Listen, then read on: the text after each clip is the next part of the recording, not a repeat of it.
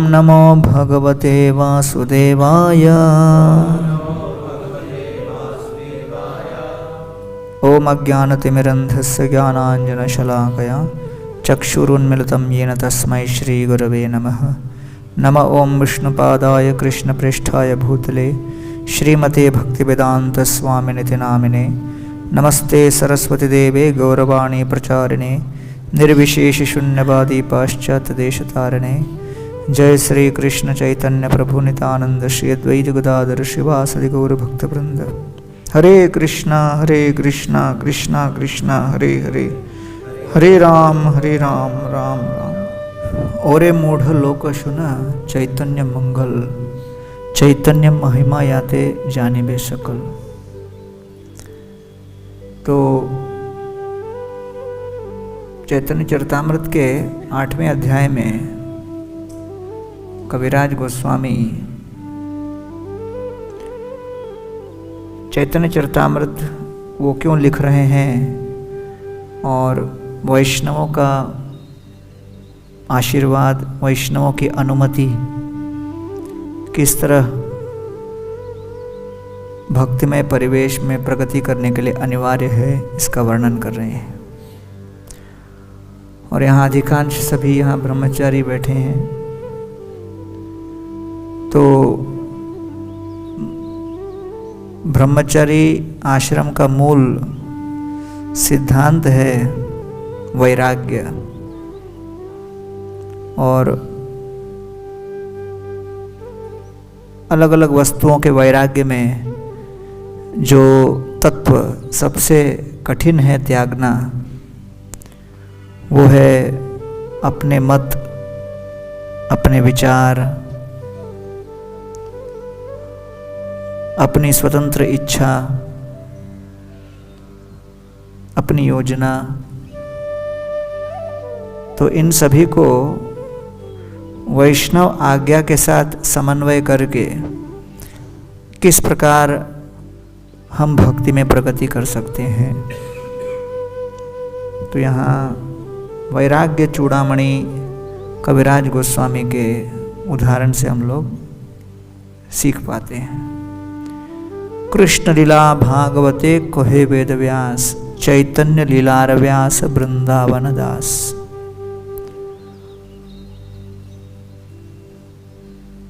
तो चैतन्य चरितामृत के लेखक वृंदावन अपने कविराज गोस्वामी सर्वप्रथम वृंदावन दास ठाकुर की स्तुति करते हैं। और वृंदावन दास ठाकुर ने जो ग्रंथ की रचना की, जिसका नाम था चैतन्य भागवत, तो रचना के समय उसका नाम था चैतन्य मंगल।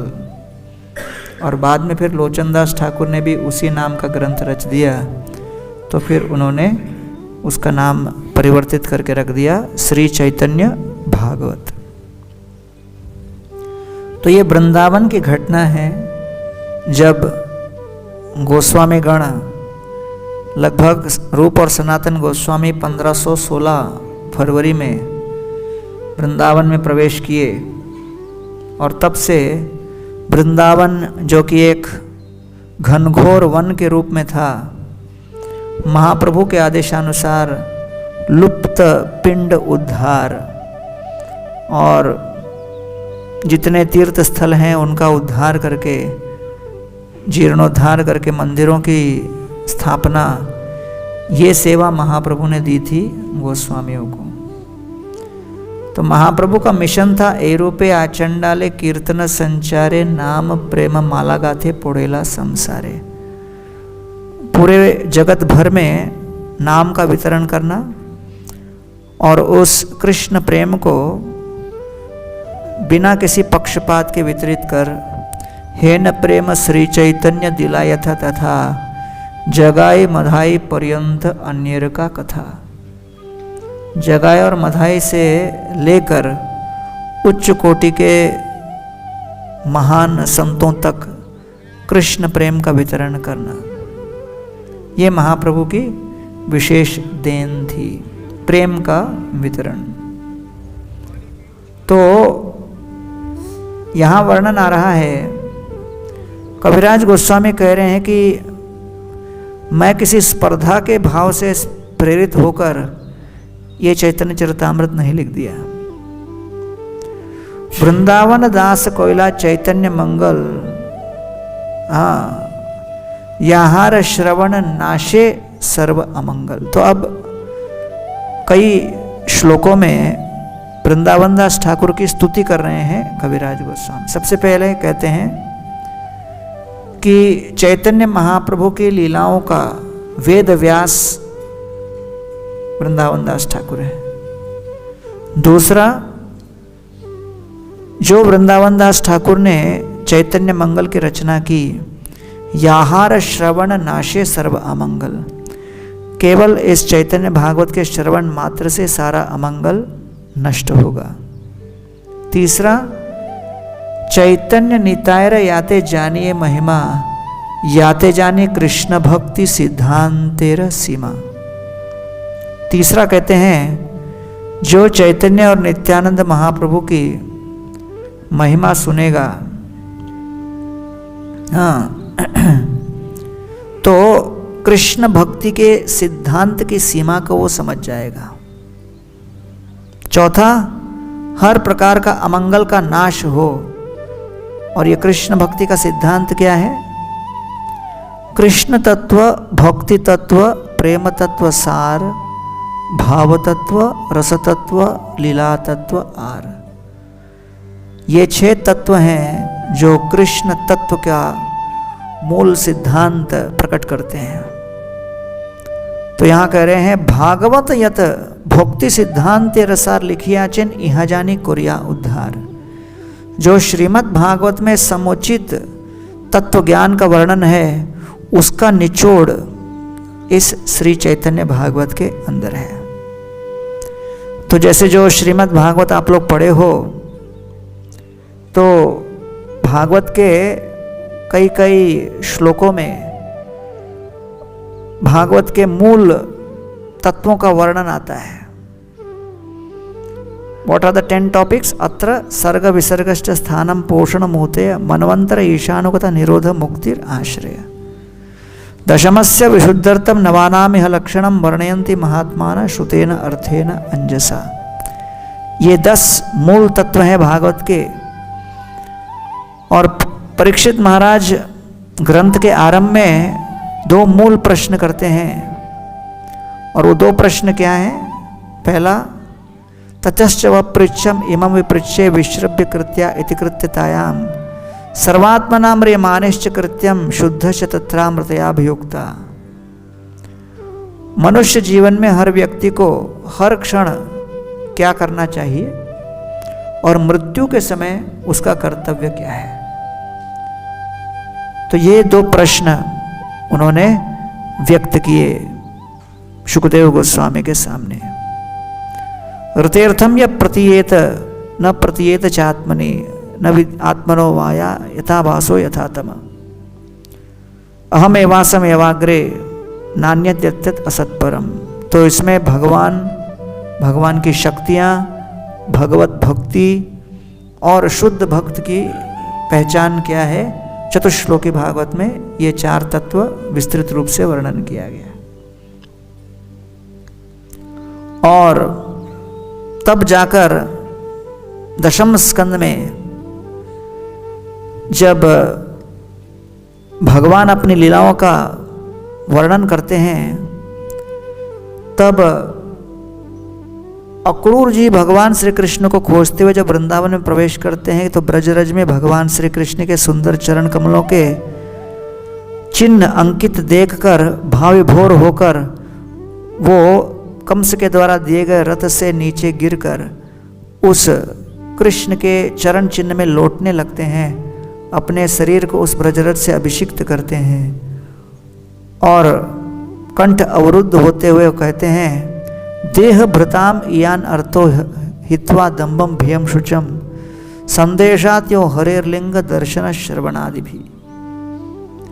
कि आत्मा ने शरीर के भार को दीर्घ काल तक इसलिए धारण किया जिससे कि वो भगवान श्री कृष्ण के किसी भी चिन्ह के साथ संपर्क स्थापित कर सके, संबंध स्थापित कर सके। देह भृताम हमने इतना शरीर का बोझ ढोया है। अलग अलग योनियों में आत्मा ने अनावश्यक रूप से शरीर के बोझ को ढोया है। देह भृताम यान अर्थो, लेकिन ऐसे पसीने बहाने में, कष्ट उठाने में, वेदना झेलने में अर्थ है। यदि इयान, केवल इस कारण से। किस कारण से? हित्वा दंभम भियम शुचम, यदि हम अपना भय, शोक, लज्जा इत्यादि का क्षण भर त्याग कर संदेशात्यो हरेर लिंग दर्शन श्रवण आदि भी, नेत्रों से कृष्ण का दर्शन, श्रवणेन्द्रिय से कृष्ण लीला का श्रवण, अपनी वाणी से कृष्ण का गुणानुवाद, और हम भगवत भक्तों का संग कर सकें और भगवान के चरण कमलों को देखकर उनकी सेवा का स्मरण कर सकें। संदेशात्यो हरेर लिंग दर्शन श्रवण आदि भी। मानव जीवन में शरीर को इस प्रकार ढोने का यही अर्थ है। तो ये मानव जीवन की सफलता है, पराकाष्ठा है कि हम कृष्ण के संपर्क में यदा कदाचित आ जाएं। तो इसलिए वो कहते हैं मैवम ममाधमस्यापि स्यात् एवाच्युत अर्जुन ह्रियमान काल नद्या क्वचित तरति कश्चन। भगवान की काल शक्ति से हम तैरते हुए जा रहे हैं, लेकिन भगवान जब इच्छा करें वैष्णव सत्संग की प्राप्ति होती है। और ये वैष्णव सत्संग वास्तव में सबसे सौभाग्यशाली घड़ी है जीव के लिए। तो इसलिए यहाँ पर यह वर्णन आया है कि चैतन्य मंगल सुन यदि पाषंड यवन से हम वैष्णव होए तत्क्षण। जो चैतन्य मंगल को पाषंडी और यवन सुनेगा, क्षण भर में वो महावैष्णव बन जाएगा। सेह महावैष्णव होए तत्क्षण, क्षण भर में वो वैष्णव बन जाएगा, केवल महाप्रभु के इन कथाओं को सुनकर। इसलिए वृंदावन में जहाँ आप लोग आश्रम में निवास करते हो, आप लोगों का कर्तव्य बनता है कि आप षड गोस्वामियों के चरित्र को ध्यान से श्रवण करें, पठन करें, उनका अनुगमन करें। क्योंकि प्रभुपाद जी ने भी अपने कई वक्तव्यों में कहा है, वृंदावन के इस्कॉन मंदिर में मैं अपेक्षा करता हूँ कि यहाँ के निवासी षड गोस्वामियों के पद चिन्हों में चलते हुए अपना जीवन व्यापन करें। तो इसलिए गोस्वामियों ने किस प्रकार वृंदावन की रचना की, 1516 से लेकर रूप गोस्वामी ने शास्त्रों का गहन अध्ययन करना आरंभ किया। अनुभ्यश्च मधुभ्यश्च शास्त्रेभ्य कुशलो नर सर्वतः सारम आदध्यात् पुष्पेभ्य इव शतपदः। जैसे अलग अलग पुष्पों के पास जाकर मधुमक्खी कुछ रस निकालकर फिर उससे मधु तैयार करती है, वैसे बड़े बड़े शास्त्र के विशेषज्ञ जैसे रूप गोस्वामी पाद हजारों हजारों शास्त्रों का दर्शन का अध्ययन करके उसमें से भक्ति का सार उठाते हैं। तो 1516 से प्रयास आरंभ किया श्रीपाद रूप गोस्वामी पाद ने। 1534 में 18 वर्ष लगे भक्ति रसामृत सिंधु का संकलन करने। तो वो भक्ति रसामृत सिंधु जो आज अपने भक्ति शास्त्री क्लास के एक सेमेस्टर में हो जाता है, 4 महीने में हो जाता है भक्ति रसामृत सिंधु। ऑलरेडी VIHE वगैरह में डेट्स दिया रहता है, ये दिन भक्ति रसामृत सिंधु होगा, है कि नहीं। उस भक्ति रसामृत सिंधु को प्रकट करने के लिए रूप गोस्वामी को 18 वर्ष लगे। तो जब हम वर्तमान में भक्ति करते हैं तो हमेशा प्रतिदिन इस बात को स्मरण करना चाहिए कि आज मैं जो हूं, जो भक्ति के कार्य में जो मैं आज वर्तमान में कर पा रहा हूं, भूतकाल के कई कई वैष्णवों की कृपा से मैं अपना वर्तमान का कार्य कर पा रहा हूं।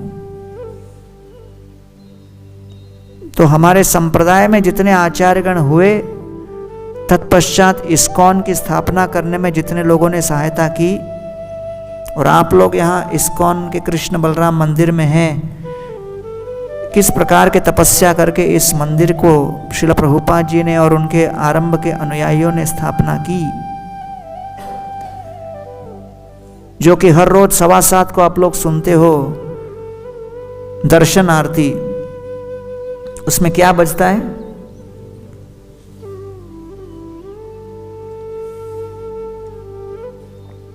डालना इसमें गर्म पानी।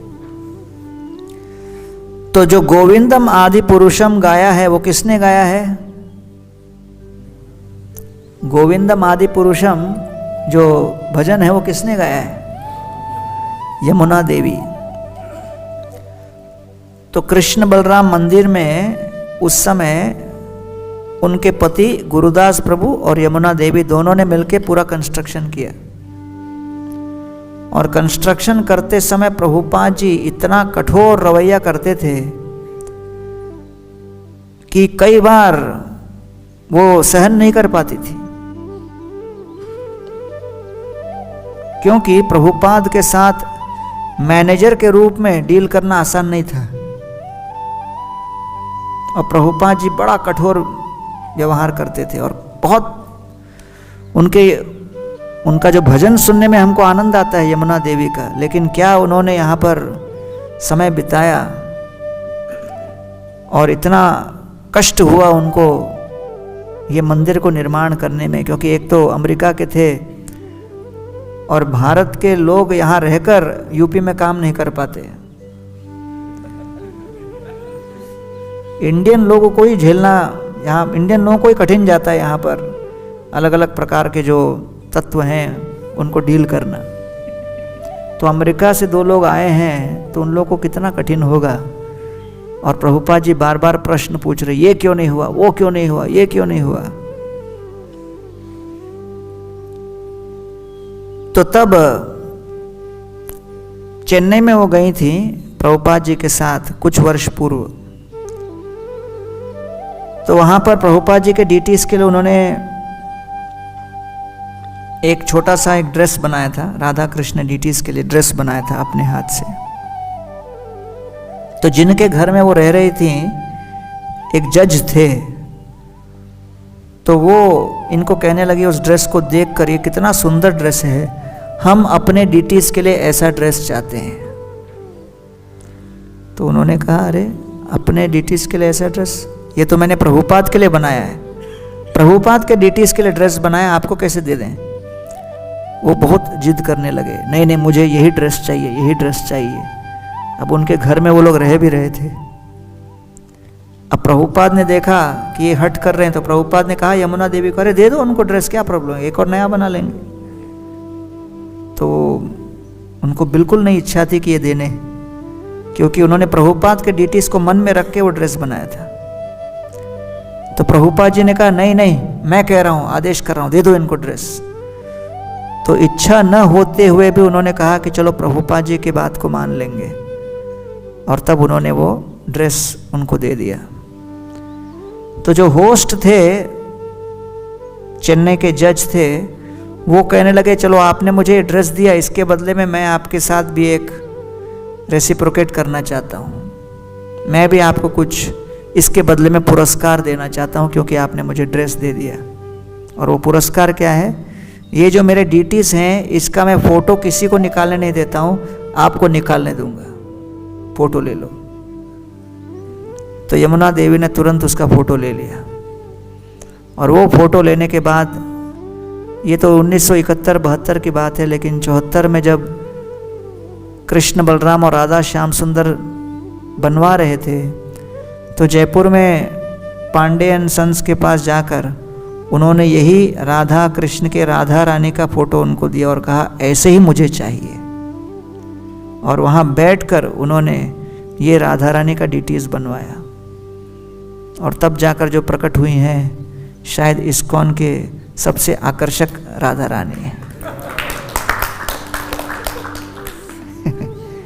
गोवर्धन इको विलेज के लिए भी मैं जब ऑर्डर देने गया था, तो मैंने राधा श्याम सुंदर का ही फोटो देख के बोला था ऐसे ही बनाना। लेकिन वो कुछ और बने, सुंदर ही बने, लेकिन किसी भी विग्रह का फिर दूसरा रूप निकाल नहीं सकते, वो विग्रह प्रकट होते हैं। तो इसलिए अब उस समय उन्होंने क्या क्या तपस्या की वो हम कैसे समझ सकते हैं। तो इसलिए हम सभी जब शास्त्र पढ़ते हैं तो इन शास्त्रों को हमारे सामने प्रकट करने के लिए जिन लोगों ने क्या क्या तपस्या की उनका स्मरण करना चाहिए। क्योंकि आजकल इलेक्ट्रॉनिक एज का प्रॉब्लम है कि सब कुछ इतना सुलभ हो गया है, किसी वस्तु का मूल्य नहीं रहा, कुछ भी पैसा दे के खरीद सकते हो। तो इसलिए लोगों को समझ में नहीं आता, सारा बुक्स है वो सब आपके हाथ में, सेल फोन के अंदर सारा खजाना घूम रहा है, दुनिया का सारा ज्ञान आपके जेब में है, लेकिन दिमाग में नहीं।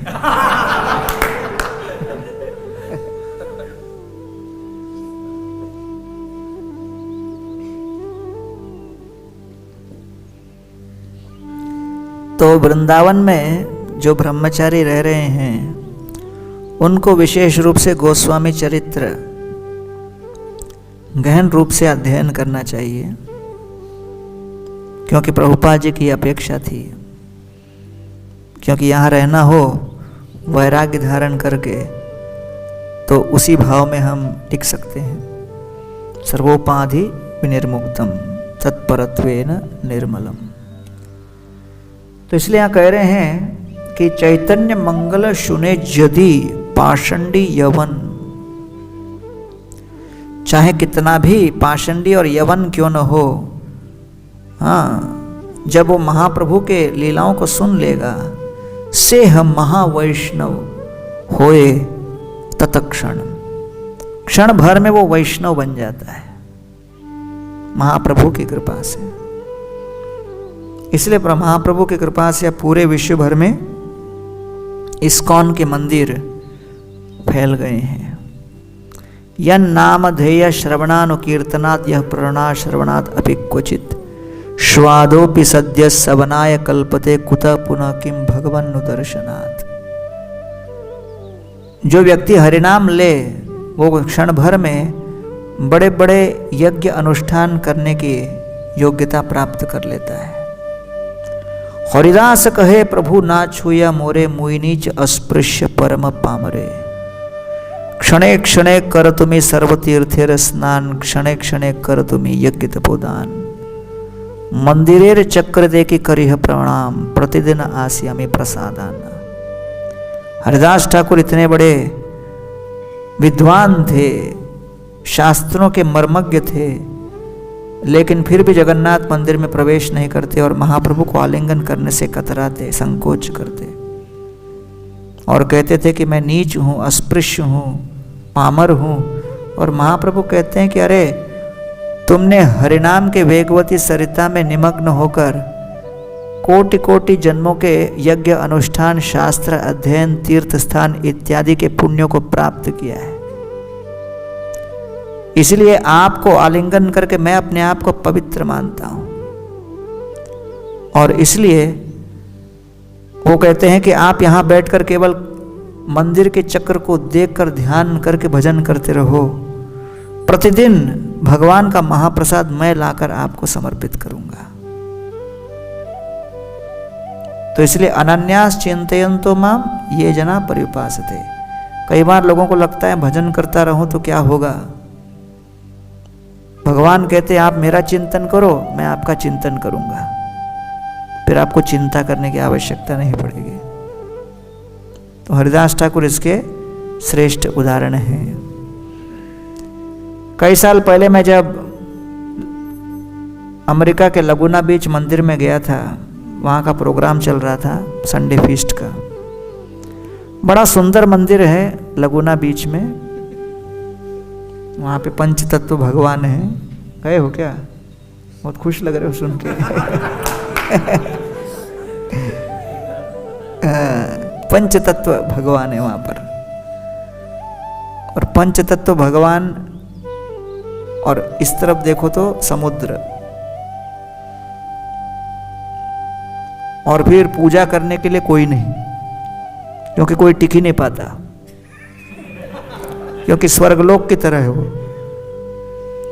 कई लोग ज्वाइन होते हैं, जाते हैं बीच पे बुक डिस्ट्रीब्यूशन करने, बीच में लोगों को बोलते हैं भौतिक जगत दुखालय है, लोग उनको कहते हैं सुखालय है, तुम नहीं समझ रहे, आ जाओ हमारे पास। तो कई लोग बुक डिस्ट्रीब्यूशन करने आए, ज्वाइन हुए, बुक डिस्ट्रीब्यूशन करने निकले, लौट के नहीं आए।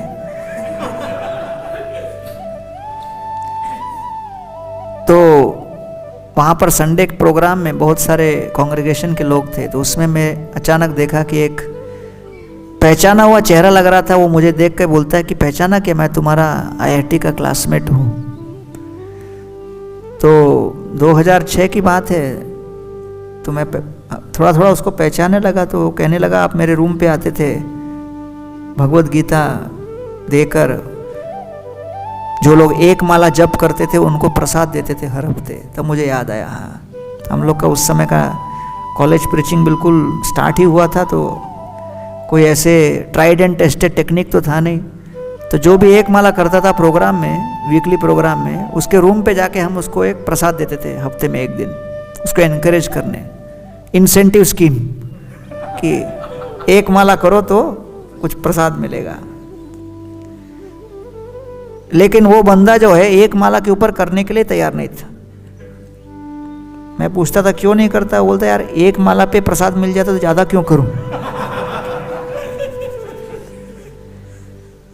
तो मैंने देखा कि उसके चेहरे पर अभी तिलक थी और कंठी माला थी, तो मैंने कहा अरे बदल गया लगता है, तुम क्या हुआ क्या।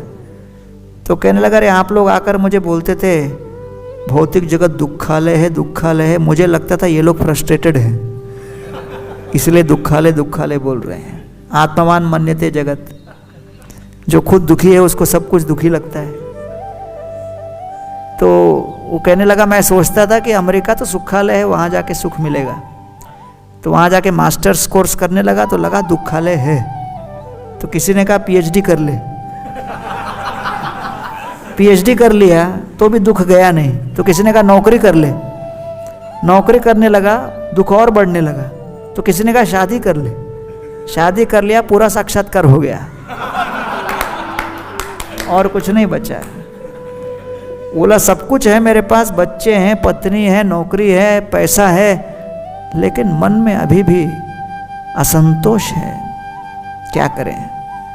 तो उसने तभी याद किया अरे मुझे वो गीता दी थी ये लोगों ने। जाके गीता खोली, फिर पढ़ने लगा वो। अभी समझ में आया हाँ दुखालयम शाश्वतम है। तो फिर वो मंदिर ढूंढते हुए गया और वहाँ पर मंदिर में जाकर जप वप करने लगा और फिर लोकनाथ महाराज जी से दीक्षा ले ली थी।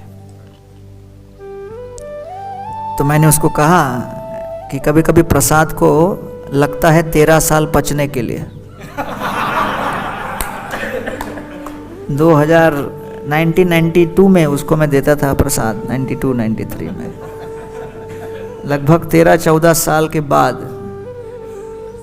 तो इसलिए कभी भी आप प्रचार करोगे तो कभी ये मत सोचना कि क्षण भर में आदमी बदल जाएगा। कभी कभी समय लगता है, कभी कभी बहुत समय लगता है। तो इसलिए यहाँ पे यही कहा गया है, चैतन्य मंगल छुने यदि पाषंडी यवन सेह महावैष्णव होए तत्क्षण। प्रभुपाद की वाणी को सुनकर पाश्चात्य देश के लोग भक्तिमय हो गए और प्रभुपाद के आदेशानुसार वहाँ के बर्फीली सर्दी में दर दर भटकते हुए किताब वितरण का प्रोग्राम आरंभ कर दिया। अब वृंदावन में नॉर्थ इंडिया में इतनी ठंड है तो सोचो -20 -30 क्या होता होगा। तो दिसंबर मैराथन पाश्चात्य देश में जब होता है तो सब माइनस में चलता है और किताब वितरण रूम के अंदर बैठ के नहीं होता, बाहर इस बर्फीली ठंडी के सामने संघर्ष करके एक एक किताब को बेचा गया और उसके बदले में जो लोगों ने डोनेशन दिया वो सारा का सारा धन 1970 और 77 के बीच में भक्तों ने भारत में भेजा। और तब भारत में कोई व्यवस्था नहीं थी, और तब जाकर उस पैसे से जो बर्फीली सर्दी में सफ़ेद बर्फ के बीच जा जाकर इन नौजवान युवक युवतियों ने किताब वितरण किया, उसके पैसे से सफ़ेद संगमरमर खरीदा गया। तब जाकर जुहू का मंदिर बना, तब जाकर वृंदावन का मंदिर बना, तब जाकर मायापुर का लैंड खरीदा गया और वहाँ लॉन्ग बिल्डिंग बना। तो इसलिए आज भारत में जो इस्कॉन की उपस्थिति है उसके पीछे कई कई लोगों ने अपनी जवानी संकीर्तन यज्ञ के ज्वाला में भस्मीभूत कर दी। कई लोगों की रीढ़ की हड्डी टूट गई, कई लोगों की भरी जवानी में जो है बीमारियां आ गई, क्योंकि उस समय आरंभ के दिनों में लीडरशिप इतना केयर के ऊपर ध्यान नहीं दिया, और देखते ही देखते कई लोग इस्कॉन से निकल गए और फिर उनका कोई भविष्य नहीं रहा। तो बहुत कसरत करके धीरे धीरे ईंट का ईंट लगा लगा कर इस्कॉन को भारत में स्थापित किया गया है। तो इसलिए प्रभुपाद जी ने विशेष रूप से पूरे विश्व भर में इस्कॉन की स्थापना की, जिससे कि महाप्रभु का नगरादि ग्राम सर्वत्र प्रचार होय बे मोर नाम, ये वाणी सार्थक हो जाए। तो ये बड़ा महत्वपूर्ण है इस बात को समझना। तो प्रभुपाद जी इसलिए यहाँ पर वर्णन कर रहे हैं कि चाहे कोई भी व्यक्ति कितना भी पापी क्यों न हो, भगवत भक्ति से जुड़ के वो परिवर्तित हो सकता है। तो भागवत यत भक्ति सिद्धांत रसार लिखी याचेन इहा जानी करिया उद्धार, चैतन्य मंगल सुने यदि पाषंडी यवन, सेह महावैष्णव होए तत्क्षण। तो कहते हैं कि ये ग्रंथ जो लिखी गई है ये किसी मनुष्य ने नहीं लिखी, मनुष्य रचिते नारे ऐचे ग्रंथ धन्य, वृंदावन दास मुखे वक्ता श्री चैतन्य।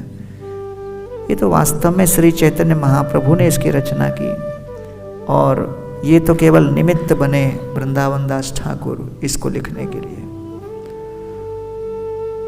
तो कहा जाता है यहाँ पे आगे, अतएव भज लोके चैतन्य नित्यानंद खंडिबे संसार दुख पावे प्रेमानंद।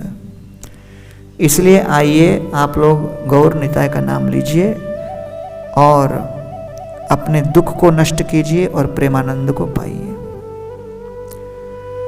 तो लगातार इन श्लोकों की श्रृंखला में कविराज गोस्वामी वृंदावन दास ठाकुर की स्तुति कर रहे हैं, चैतन्य मंगल चैतन्य भागवत की स्तुति कर रहे हैं, और ये ग्रंथ कैसा परिपूर्ण है, साक्षात महाप्रभु के द्वारा रचित है, इसको पढ़कर कैसे हृदय परिवर्तन तत्क्षण होता है, ये कैसे शुभ मंगल का आविर्भाव करता है, इत्यादि इत्यादि सद्गुणों से विभूषित इस ग्रंथ का वर्णन कर रहे हैं। तो श्रोता के मन में जिज्ञासा और गहरी होती है कि अगर ये चैतन्य भागवत चैतन्य मंगल इतना परिपूर्ण था तो फिर तुमने क्यों लिखा? तो आवश्यकता क्या थी एक और ग्रंथ लिखने की? तो आगे कहते हैं, चैतन्य चंद्र लीला अनंत अपार, वर्णिते वर्णिते ग्रंथ होइला विस्तार।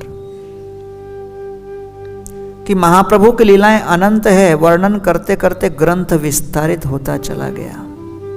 फिर नित्यानंद वर्णने होइला आवेश, चैतन्य शेष लीला रहिला अवशेष।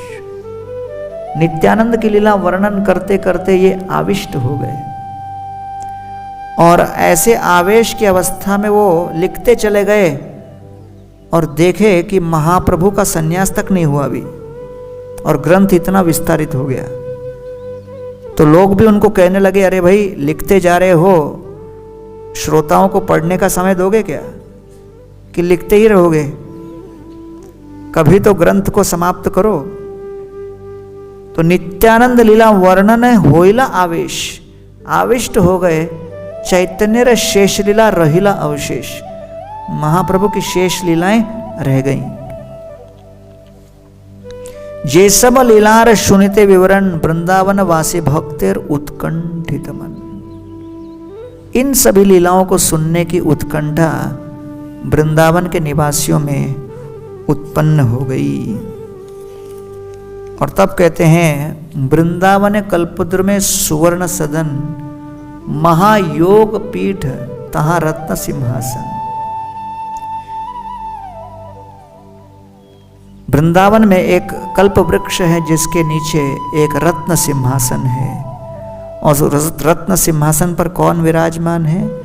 ताटेवसी आशिषदा ब्रजेंद्र नंदन, श्री गोविंद देव नाम साक्षात मदन।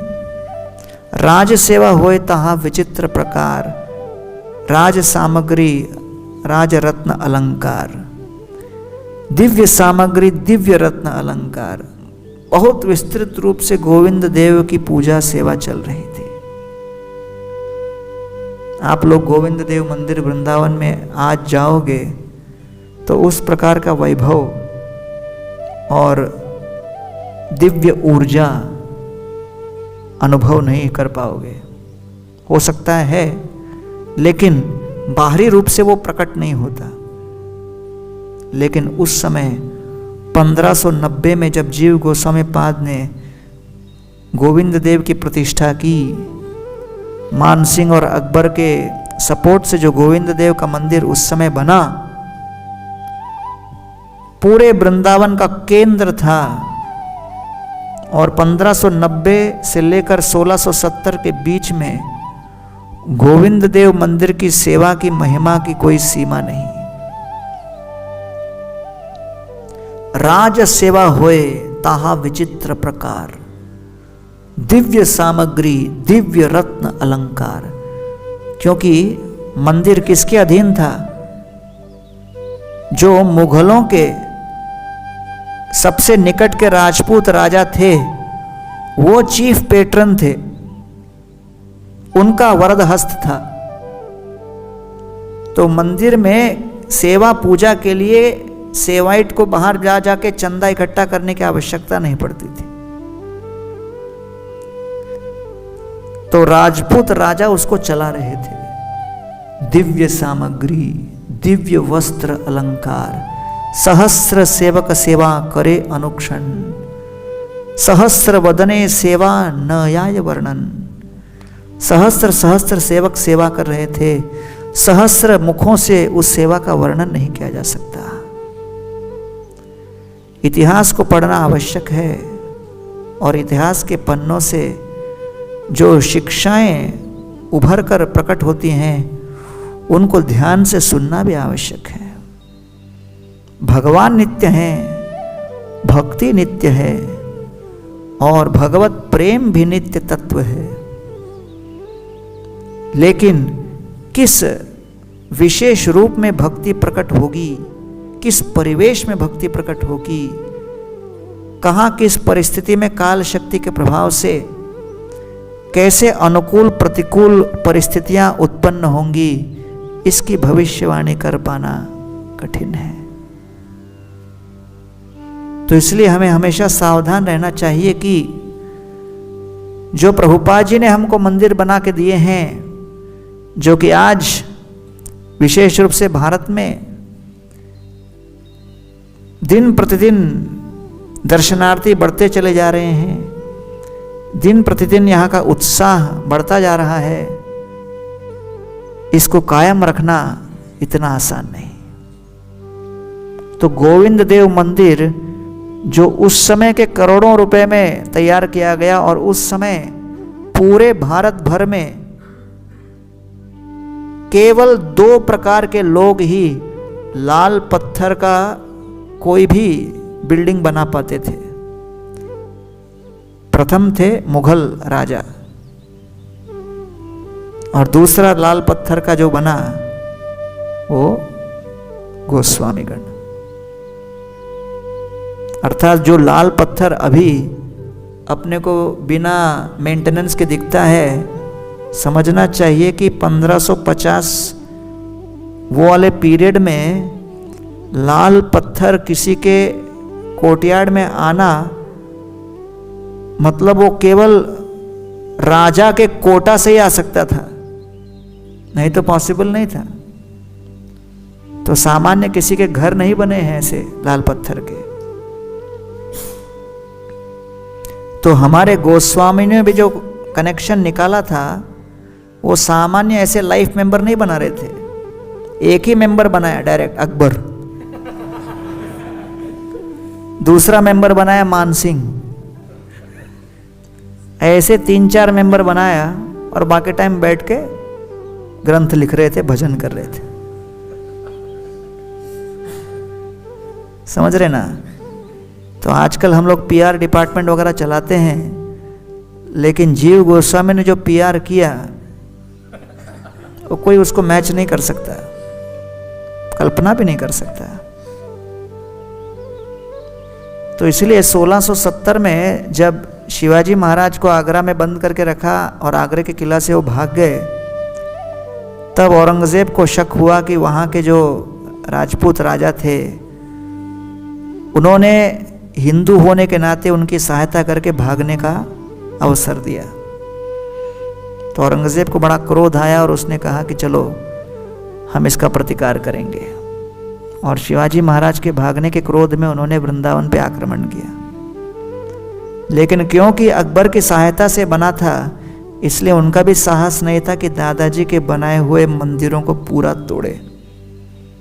इसलिए केवल विग्रहों को उठा के लेके गए और आक्रमण करने का प्रयास किया। फिर भी महंत लोग उन सभी विग्रहों को छुपा के लेके गए, लेकिन जितना वो डैमेज कर सकते थे उतना नहीं किए। सबसे बड़ा डैमेज हुआ तो केशव जी का मंदिर मथुरा में, जिसको पूरी तरह से ध्वस्त किया। लेकिन वृंदावन के अंदर के कोई भी मंदिर के ऊपर पूरा आक्रमण नहीं कर पाए। तो गोविंद देव मंदिर का भी जो बीच का जो गर्भगृह है, गर्भगृह 7 माले का था, उसको उन्होंने पूरा ध्वस्त किया। तो एक तरफ योगमाया का मंदिर, एक तरफ तो वृंद देवी का मंदिर। योगमाया और वृंद देवी का ऑल्टर और गोविंद देव का सीधा मंदिर। तो वृंद देवी और योगमाया का अभी भी कायम है, आप देखते हो गोविंद देव में।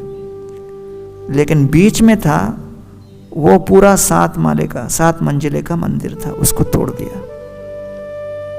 सामने जो आप देख रहे हो वो वैसा ही था, वो 7 मंजिले का नहीं था। ये मंदिर के एंड में एक पूरा गर्भगृह ऊपर तक जाता था, वो 7 मंजिले का था, उसको तोड़ दिया। तो वो लगभग 80-90 वर्षों में जो गोविंद देव मंदिर में सेवा हो रही थी, सहस्र सेवक सेवा करे अनुक्षण। आज जाके देखो सहस्र सेवक दिख रहे हैं क्या? है ना? सहस्र, हाँ, सहस्र वदने सेवा न याय वर्णन। ऐसा सोना, ऐसा चांदी, ऐसे रेशम के कपड़ों के वस्त्र, 56 भोग, इतना ऐश्वर्य के साथ गोविंद देव की सेवा सामान्य व्यक्ति कल्पना भी नहीं कर सकता। तो इसलिए प्रभुपाद ने भी इस्कॉन स्थापना करके 50 ही वर्ष हुए हैं। हमको भी अभिमान नहीं करना चाहिए और नम्रता पूर्वक सेवा करती रहनी चाहिए, क्योंकि इतिहास के पन्नों में देखा गया है कि धार्मिक संस्थाओं को उन्मूलन करके उजाड़ने में एक दुर्घटना बहुत होती है।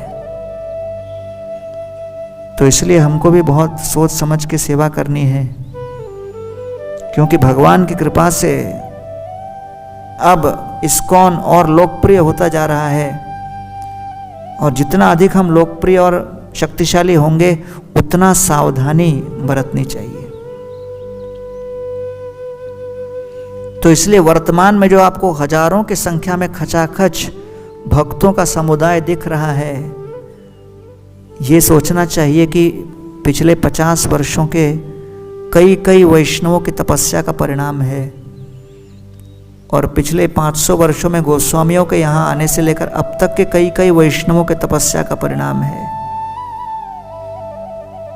तो ये सब विचार करके, स्मरण करके कृतज्ञता पूर्वक भक्ति करनी चाहिए। तो आगे कहते हैं, सेवार अध्यक्ष श्री पंडित हरिदास तार यश गुण सर्वे जगते प्रकाश। सेवकों के अध्यक्ष थे पंडित हरिदास, और वो उनकी विशेषता क्या थी? सुशील सहिष्णु शांत वदान्य गंभीर, मधुर वचन चेष्टा चेष्टा महाधीर। सुशील थे, सहिष्णु थे, मधुर वचन मधुर चेष्टा थी, और सबसे प्रमुख सबार सम्मान करता, कोरेन सबार हित, कौटिल्य मात्सर्य हिंसा न जाने तारचित। सबका वो सम्मान करते थे, सबार सम्मान करता। हाँ, कोरेन सबार हित, दूसरों का निरंतर हित करते थे। कौटिल्य मात्सर्य हिंसा उनके मन में लेश मात्र नहीं था। तो प्रभुपाद जी जब जर्मनी में थे तो एक लेक्चर दे रहे थे, और प्रभुपाद कह रहे थे, Brahmanas are first class, Kshatriyas are second class, Vaishyas are third class, Shudras are fourth class. अचानक एक आदमी उठकर चिल्लाने लगा, अरे आपको क्या लगता है आप फर्स्ट क्लास हो, ऊपर बैठ के लेक्चर दे रहे हो, हम फोर्थ क्लास हैं? और इतना जोर से चिल्लाया, उसकी उद्दंडता को देखकर कई जर्मन शिष्य जो पीछे खड़े थे, सब 6 साढ़े 6 फुट के थे, वो लोग भी आतुर हो गए कुछ गुरु की सेवा करने। उनको भी याद आ गया गुजरा जमाना, और सोचे कि बहुत दिन से ये सेवा का मौका नहीं मिला। तो वो सोच रहे थे कि क्या प्रभुपाद जी संकेत करेंगे और वो लोग टूट पड़ेंगे। हमारे मंदिर में भी पहले जब सिक्योरिटी डिपार्टमेंट नहीं था, कुछ भक्तों ने अपने ऊपर स्वयं ही ले लिया था कि हम मंदिर को बचाएंगे। किसी ने नियुक्त नहीं किया, उनका अपना भाव था, self styled, self proclaimed security. तो कोई चप्पल चोर पकड़ा जाता तो बिल्कुल टूट पड़ते थे, मार मार कर उनकी धज्जियां निकालते थे। 3-4 लोगों का ग्रुप था, वो लोग बस प्रसाद दो तो इतना आनंद नहीं पाते थे जितना कोई पकड़ में आया तो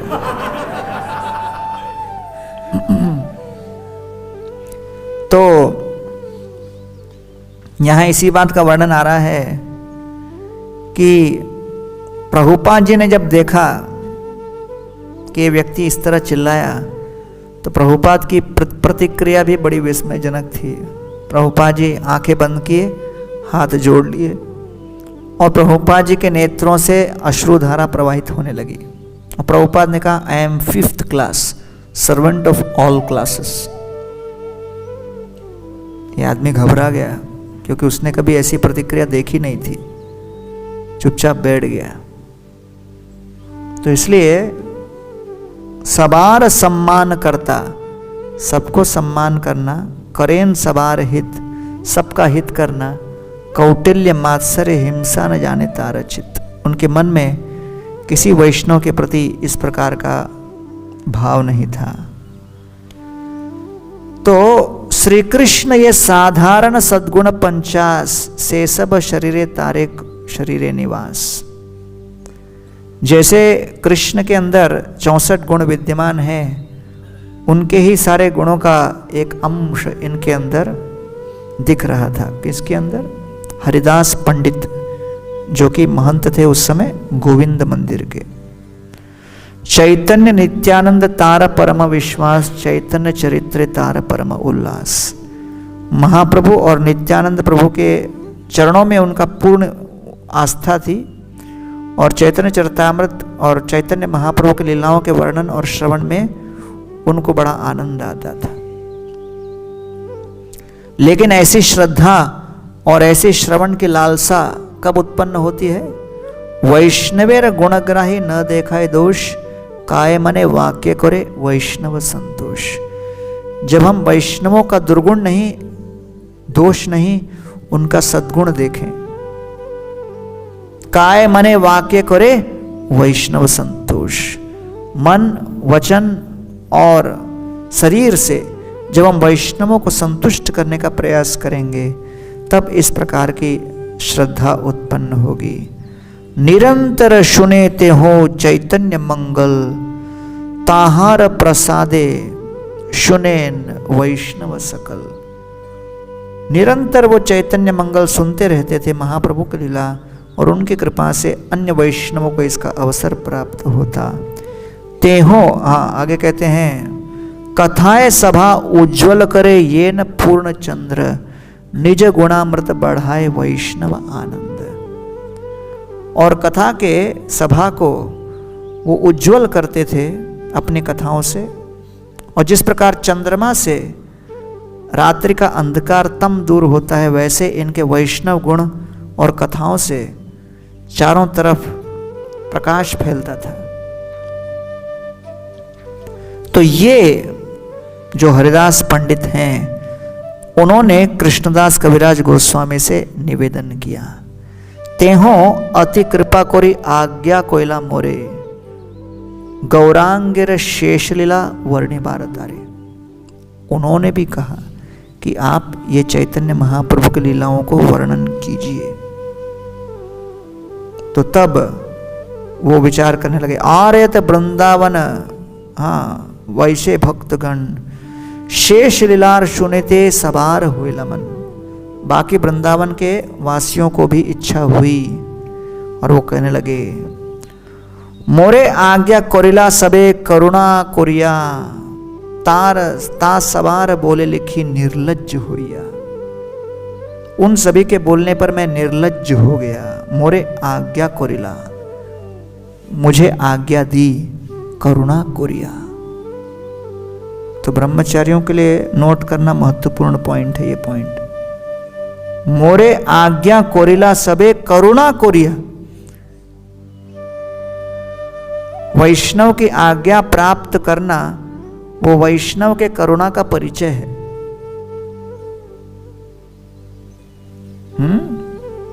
तो इसलिए कभी कभी जब वैष्णव आज्ञा देते हैं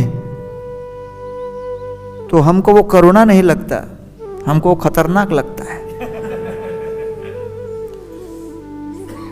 कि आज्ञा क्यों दिया,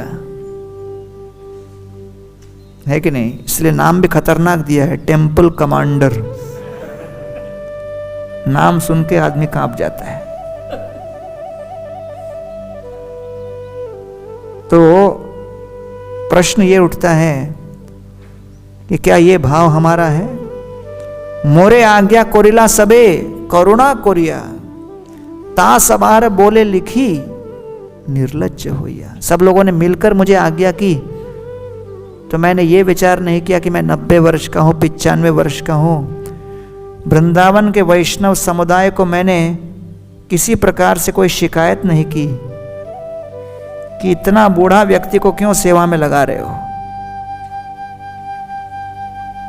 मैंने उन्होंने ये नहीं कहा, अरे तुम लोग सब मेरे जूनियर हो, तुम लोग कुछ करो। वैष्णवेर आज्ञा पाया चिंतित अंतरे, मदन गोपाल गेला आज्ञा मागी बारे। तो वैष्णवेर आज्ञा पाइया, वैष्णवों की आज्ञा पाकर चिंतित अंतरे, अंदर से वो चिंतित हो गए। अच्छा, इसको सुनकर आपको लगेगा अरे वो भी चिंतित हो गए क्या? तो यहां चिंतित का अर्थ ये नहीं कि परेशान हो गए। चिंतित अंतरे मतलब आंतरिक रूप से चिंता करने लगे। हम लोग को जब सेवा मिलती है कि हमारा पहला प्रश्न, हम लोग की चिंता क्या होती है? मैं ये सेवा क्यों करूं?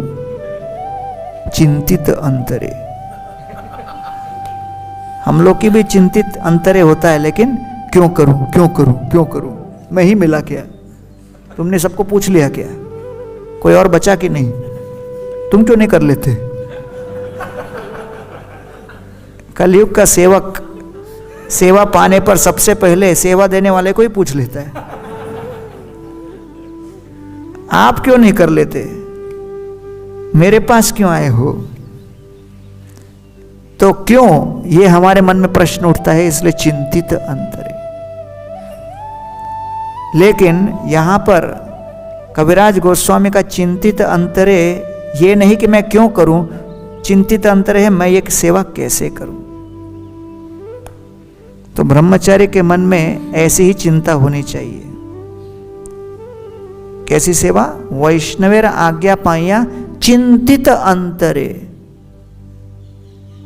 आपको भी चिंतित होना चाहिए, लेकिन क्या चिंता, सेवा कैसे करें। मदन गोपाल गेला आज्ञा मागी बारे। तो मदन गोपाल अर्थात मदन मोहन देव भगवान के पास वो गए आज्ञा मांगने कि जब तक उनकी आज्ञा न प्राप्त करें तब तक ये सेवा को आगे नहीं बढ़ा सकते हैं। तो दर्शन करी कैलू चरण वंदन, गोसाई दास पुजारे कोरे चरण सेवन। वहां गोसाई दास पुजारी सेवा कर रहे थे जब ये जाकर प्रार्थना कर लगे। प्रभुर चरणे जदि आज्ञा मागिला, प्रभु कंठ होते माला खोसिया पढ़िला। जैसे ही प्रभु से प्रार्थना करने लगे, मदन मोहन जी के कंठ में जो माला थी वो खिसक कर नीचे गिर गई।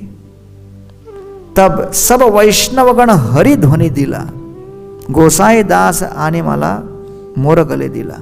तो गोसाई दास ने माला लाकर इनको दिया, सब वैष्णवों ने हरि हरि बोल दिया। आज इसलिए नहीं बोला कि चलो अपन सेवा से बच गए, ये करेंगे बैठकर अभी, है ना। आज्ञा माला पाया मोरा होइला आनंद, ताहाय करीमो ए ग्रंथेर आनंद। उस आज्ञा माला को प्राप्त करके मैं सेवा आरंभ करने के लिए तैयार हो गया। ए ग्रंथ लेखाए मोरे मदन मोहन, आमार लिखन ये न शुकेर पठन। मैं तो केवल शुक की तरह बोल रहा हूं, मदन मोहन ने ये ग्रंथ लिखवाया है मुझसे। से लिखी मदन गोपाल ये लिखाए, काष्ठेर पुतली ये न कुह के नचाए। जैसे कठपुतली को नचाया जाता है वैसे मदन मोहन ने मुझे नचा नचा कर ये ग्रंथ लिखवा रहे हैं। कुलादि देवता मोरे मदन मोहन, यार सेवक रघुनाथ रूप सनातन। हमारे कुल के देवता कौन है, मदन मोहन। यार सेवक, जिनके सेवक कौन है, रघुनाथ रूप सनातन। इसलिए हम तो केवल उनकी सेवा को पालन कर रहे हैं। वृंदावन दासेर पाद पद्म कोरी ध्यान, तारा आज्ञा लैया लिखी यहां ते कल्याण। और फिर वापस कह रहे हैं, मैं अपनी प्रतिष्ठा को सिद्ध करने, अपनी विद्वत्ता को स्पर्धा से प्रेरित होकर व्यक्त करने के लिए नहीं, ये ग्रंथ मैं लिख रहा हूं वृंदावन दास ठाकुर के चरण कमलों को ध्यान करके। चैतन्य लीलाते व्यास वृंदावन दास, तार कृपा बिना अन्य न होए प्रकाश। चैतन्य लीला के व्यास हैं वृंदावन दास, उनके आशीर्वाद के बिना और कुछ प्रकाशित नहीं हो सकता।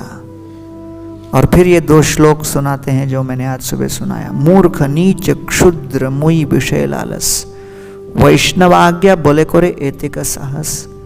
श्री रूप रघुनाथ चरणेर ए बल, यार स्मृते सिद्ध हुए वांछित सकल। तो कहते हैं कि मैं मूर्ख हूं, नीच हूं, क्षुद्र हूं, वैष्णव आज्ञा के बल पर मैं यह ग्रंथ प्रकट कर पा रहा हूं। श्री रूप और रघुनाथ के चरणों का स्मरण करके मैं अपने जीवन में कुछ बल प्राप्त कर पा रहा हूं। उनके आशीर्वाद और उनके कृपा के बिना कोई भी सेवा हम सिद्ध नहीं कर सकते। तो आप लोगों का परम सौभाग्य है कि श्री वृंदावन धाम में रहकर गोस्वामी लोग जिसको स्थापित किए, यहाँ ऐसे आध्यात्मिक दिव्य परिवेश जहाँ पर कृष्ण की नित्य लीला शाश्वत लीला यहाँ कायम रहती है, वहाँ आप लोग सेवा करने के लिए अवसर पाए हो। तो इसलिए आप लोग सब सेवक हो। और हर व्यक्ति जो वृंदावन धाम में प्रवेश कर रहा है वो यहाँ पर भगवत भजन में अपनी श्रद्धा को बढ़ाने के लिए, तो यहाँ जो साधु निवास करते हैं उनका बहुत बड़ा उत्तरदायित्व तो बनता है कि आप अपने वचनों से, कार्यों से, आदान प्रदान से गोस्वामियों के चरण चिन्हों में चलते हुए आए हुए पथिक यात्री, तीर्थयात्री और इस्कॉन के भक्तों की श्रद्धा के विकास के निमित्त बनो, न कि अपने व्यवहार से उनके मन में संशय के बीज उत्पन्न करो कि क्या ये भक्ति का कार्य है, उचित है कि अनुचित। अगर उचित है तो ये लोग इस तरह का व्यवहार क्यों कर रहे हैं। तो इसलिए ये ग्रंथ चाहे कितने भी श्रेष्ठ क्यों न हो, इन ग्रंथों के ऊपर श्रद्धा तब आती है जब ग्रंथ सुनाने वाला और ग्रंथ को पालन करने वाले लोग वैसे हों। डॉक्टरी के कितने भी ग्रंथ क्यों न लिख दें, लेकिन अगर डॉक्टर गड़बड़ कर दे तो पूरे विज्ञान के ऊपर प्रश्न चिन्ह उठ जाता है। तो इसलिए जो गोस्वामियों ने कर्मठ प्रयास करके ग्रंथ का निरूपण किया है, भक्ति रसामृत सिंधु और जीव गोस्वामी के 4 लाख श्लोक और सनातन गोस्वामी के ग्रंथ और इतने ग्रंथों का विपुल ज्ञान, ये सारा ज्ञान एक बहुत विशाल सरोवर की भांति जल का है। लेकिन जो वृंदावन में आया हुआ यात्री उस सरोवर को नहीं देख पाता, वो तो अपना कटोरी लेकर केवल नल के सामने खड़ा है, और आप लोग जो हैं उस नल से उसको पानी दे रहे हो। और अगर वो नल से जो जल निकला और जो नल का व्यवहार है वो ठीक नहीं रहा, तो कोई वो पानी को लेगा नहीं और सोचेगा कि पानी का सोर्स ही गड़बड़ है। तो आपके वचनों से, व्यवहार से, आदान प्रदान से हजारों साल कितने ही संतों ने जो तपस्या करके जो ज्ञान दिया है, उस संपूर्ण ज्ञान को या तो लोग श्रद्धा पूर्वक, उत्साह पूर्वक स्वीकार करेंगे, या उस संपूर्ण ज्ञान के खजाने पे बहुत बड़ा प्रश्न चिन्ह लगाकर अपने भक्ति के कार्यक्रम को ताला लगाकर फिर इंद्र तृप्ति आरंभ करेंगे। तो इसलिए आप लोग समझो कि आपका बहुत बड़ा उत्तरदायित्व है जब आप विशेष रूप से धाम में, वैसे हर इस्कॉन के भक्त का ही उत्तरदायित्व है, लेकिन वृंदावन में और अधिक इसका उत्तरदायित्व बन जाता है, क्योंकि वृंदावन में सामान्य स्थान की भांति 100 गुना अधिक पोटेंसी है, तो उत्तरदायित्व भी 100 गुना बढ़ जाता है। इसलिए टेंशन भी आपको 100 गुना अधिक लेना चाहिए कि मैं क्या कर रहा हूं, कैसे कर रहा हूं। तो इसलिए विश्व के कोने कोने से इस्कॉन के मंदिर में जो लोग आध्यात्मिक रूप से अपने आप को और ऊर्जान्वित करना चाहते हैं, उत्साह लाना चाहते हैं, वो यहाँ पर आते हैं। और यहाँ आने के बाद वो लोग अपेक्षा करेंगे कि जो लोग वृंदावन में हैं वो भक्ति के आनंद में गोते लगा रहे हों, और जब वो यहाँ आकर आप लोग हूँ ऐसे बैठे रहेंगे क्या है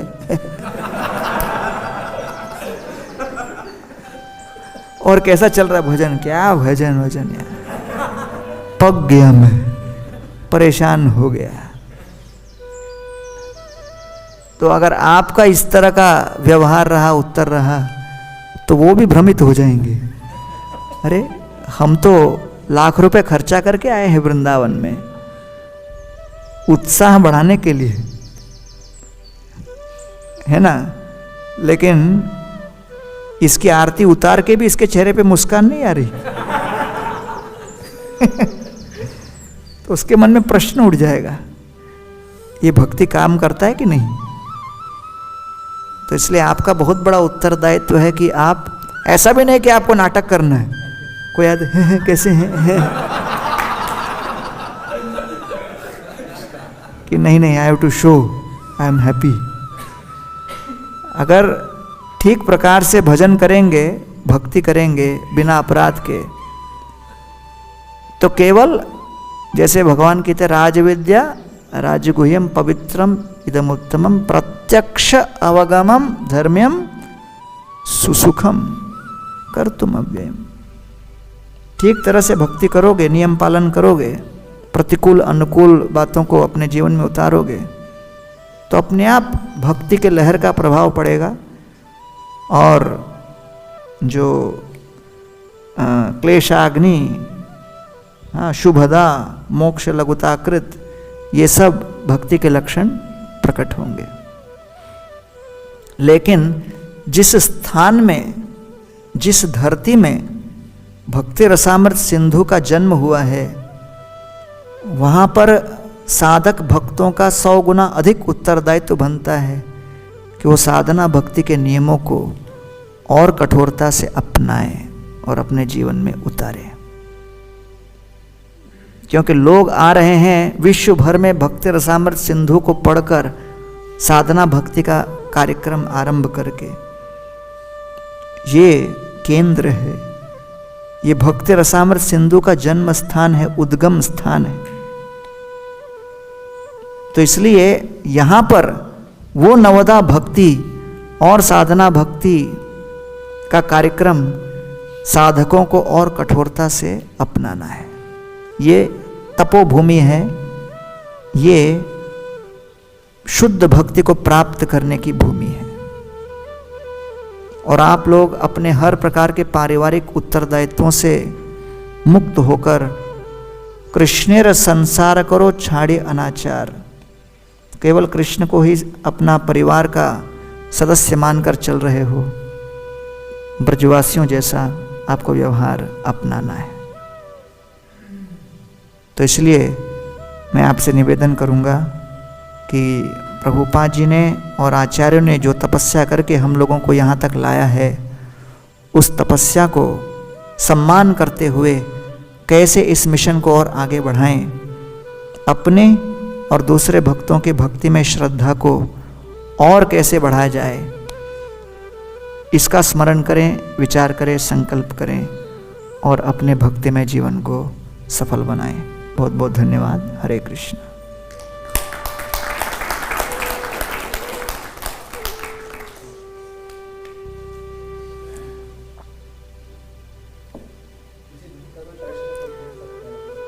मेरा क्या 2 बजे का मेरा अपॉइंटमेंट था, मैंने दूसरे लोगों को भेज दिया। ऑलरेडी मेरा 40 मिनट लेट चल रहा है गाड़ी। एक क्या, सबके अनेक अनेक प्रश्न दिख रहे हैं मुझे तो इसलिए शुरू करेंगे तो चलेगा, 2 घंटा चलेगा क्वेश्चन, इसलिए मैं यहीं पे समाप्त करता हूँ। तो हम लोग अभी अपना गोवर्धन इको विलेज में राधा मदन मोहन देव और ललिता देवी के विग्रह को स्थापित कर रहे हैं। तो आप सभी वृंदावन में भजन कर रहे हो, तो आप सभी का आशीर्वाद हम लोग प्रार्थना करने आए हैं। आप लोग सभी अपना आशीर्वाद दीजिए और प्रार्थना कीजिए कि हम लोग भी वहाँ पर वृंदावन की एक झलक हम लोग प्रकट करने में सफल हो सके। आपके तप और जप के बल पर हम लोग कर पाएंगे। श्रील प्रभुपाद की, ताई गौ प्रेमानंदे।